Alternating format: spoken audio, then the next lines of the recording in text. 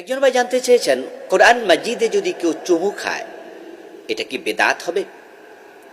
না ভাই, চুমু খাওয়া বেদাত হবে না। রাসূলুল্লাহ সাল্লাল্লাহু আলাইহি ওয়াসাল্লামের সময় ঠিক আজকের মতো এরকম মাসহাব তো ছিল না। কোরআন মাজিদ এইভাবে ৩০ পারা একসাথে সংকলিত ছিল না। সুতরাং এটা রাসূল চুমু খেয়েছেন এমন হাদিস তো পাওয়া যাবে না।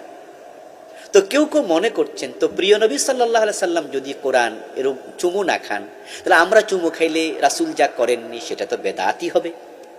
আমরা বলছি না। বেদাত কাকে বলে? নতুন যে কোনো কাজ তো বেদাত নয়। বেদাতের সংজ্ঞা তো জানতে হবে। قال النبي صلى الله عليه وسلم من حدث في امرنا هذا ما ليس منه فهو رد। আমার ধর্মে আমার দ্বীনে যা ছিল না নতুন করে বানানো এটা বেদাত। তো রাসূলের জামানায়